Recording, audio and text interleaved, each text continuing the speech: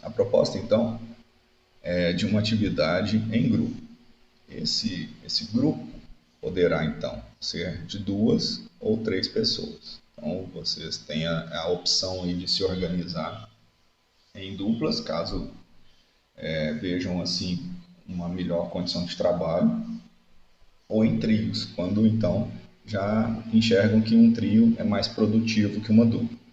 O trabalho em questão, ele tem como objetivo um estudo sobre as influências que podem ocorrer em comunidades.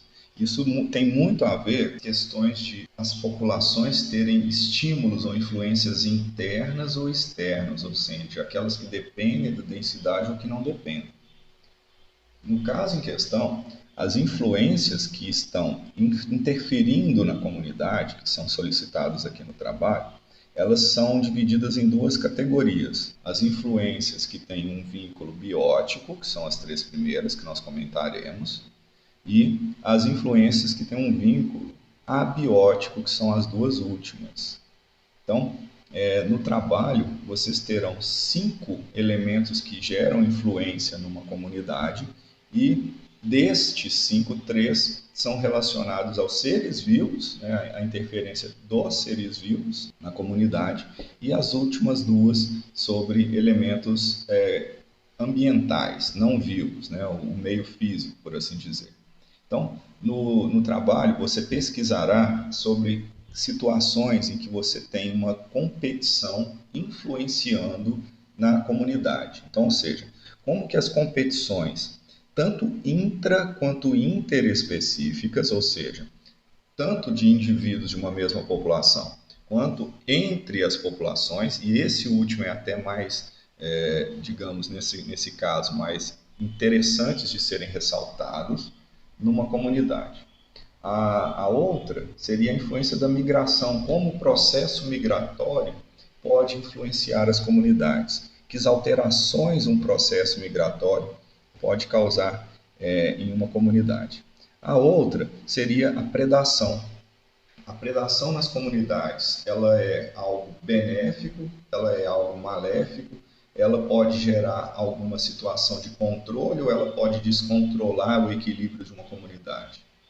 E a influência da temperatura, como a temperatura estimula ou desestimula algumas atividades na comunidade, que influências que essa temperatura pode ter, positivas ou negativas dentro da comunidade, e por fim, a influência da chuva, como a chuva, né, como períodos de chuva mais intensos, como uma estiagem, por exemplo, podem afetar uma comunidade.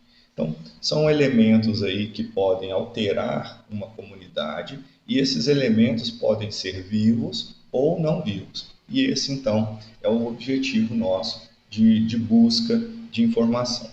Essa informação ela pode ser adquirida, obviamente, via sites, via livros, né? Hoje temos também a opção de livros online, e também pode ser observada em papers, né? Em artigos. Você pode buscar artigos que lhe auxiliam na confecção do seu texto. Então você tem toda uma diversidade de material disponível para poder conseguir as informações para a confecção do seu trabalho.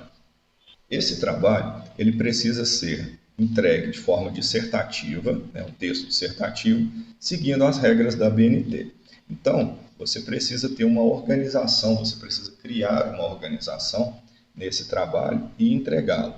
Ele deve ser entregue em formato PDF pelo e-mail que vocês já encaminham todas as atividades. E a data limite de entrega do trabalho é o dia 27 de novembro. Ou seja, vocês têm um prazo aí de 4 semanas para fazer essa entrega. 27 de novembro é uma sexta-feira, não é um dia de aula.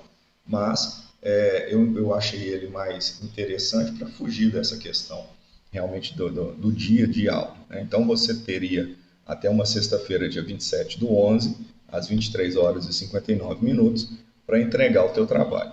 Nada impede que você o entregue anteriormente a isso, não há problema algum. Mas essa é a data limite, então. Eu preciso disso, pois eu pretendo corrigir o trabalho, né? E para isso eu preciso de prazo. Então, eu não deixaria esse trabalho para o final do semestre para o último dia de aula, por exemplo, porque eu preciso de prazo para corrigi-la.